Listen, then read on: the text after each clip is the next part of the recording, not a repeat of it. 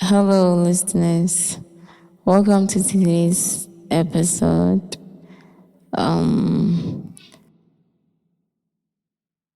We are here to talk about a very diligent and an important an important topic. Today we are talking about single parenting, most especially single motherhood or single mothers. We are in this together. You can't just tell me I'm not having a child for you alone. I'm also having a child for myself. So it's an agreement. So if you say we shouldn't, you don't want, from the beginning of the relationship, you need to agree on such. Because if you guys will be doing, you'll be having some kind of intimacy, you should expect stuff like that. You don't know how it will come, but soon or later it will come. Unless, of course, one of you is not fertile. If both of you are good, you will definitely see stuff like that. So if you can't just tell me to abort my baby. It's your baby. It's the boss baby too. And that's one cause of being a single parent. It's our baby. So it's a decision we have to make together. If we don't agree, I can't just get up and say, because you said I should abort it, I'll just get up and go and do it. No, you should know better. For the better of you.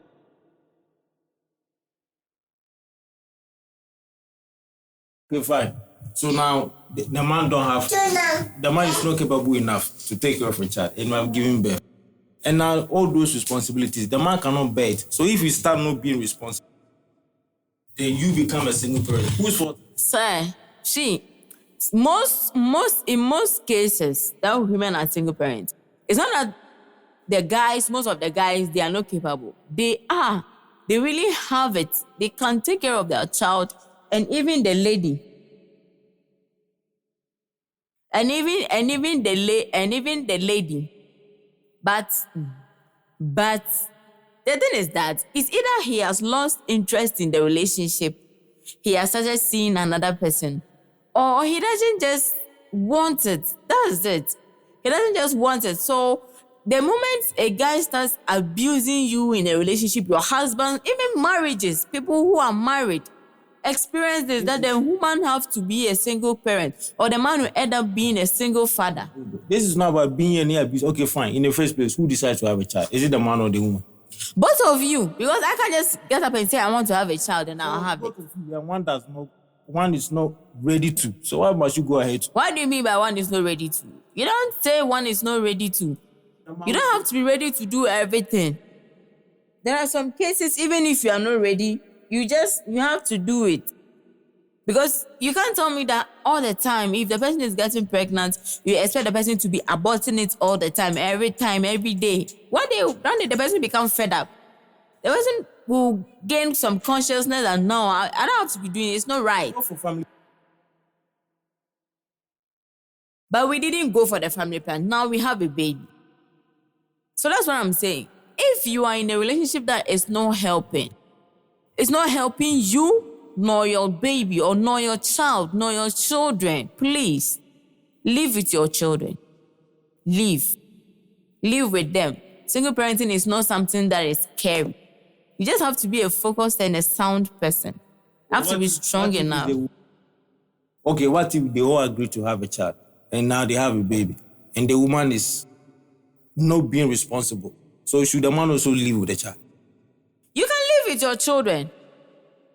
She's not being responsible. Why should you stay? She's an irresponsible. How won't he take care of them? We have men around the globe who take care of their children single-handedly. And they are fine. They later on find a woman who will help them. And the ladies will later on find maybe a guy or a man who will help them out. It's so easy for someone to love another person's child. Just like... If the person wants to, the person will do. Don't you even meet people on the street and you like them? So why won't you love somebody you claim you love?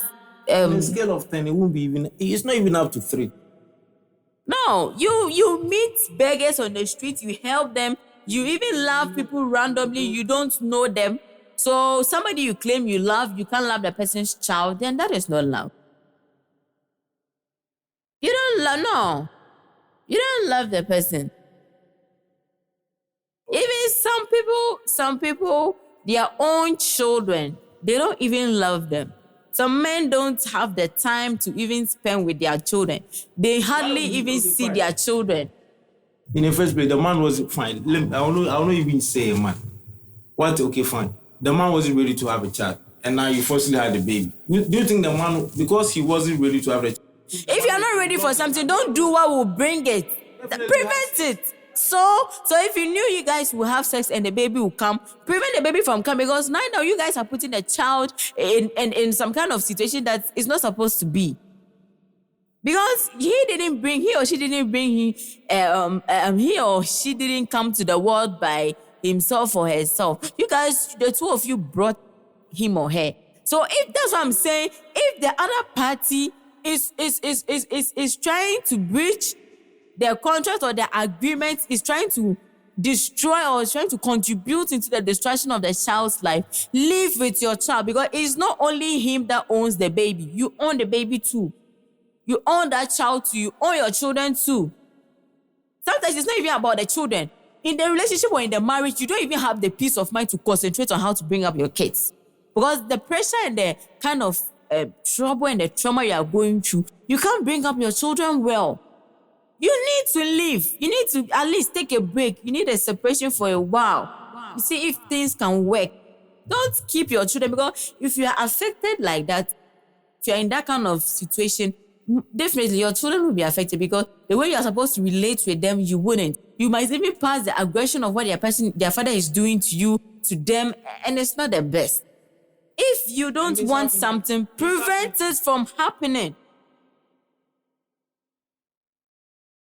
And if it has already happened, and the other party is misbehaving, is contributing to the destruction of the child's life, please live with your child. Because one day, if they are mentioning the name of that child, they will mention your name too. They wouldn't mention only his father or only his mother's name. They will mention both of you, and your name is included. And I'm sure that even if you die, even if the man failed, if you die, God will ask you about how you brought up that child. His father failed. What about you? Because you guys brought the child into the world. The two of you.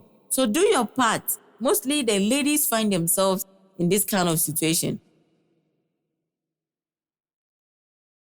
I say to be a single parent is to be somebody who is strong, who is not too emotional, somebody who is focused.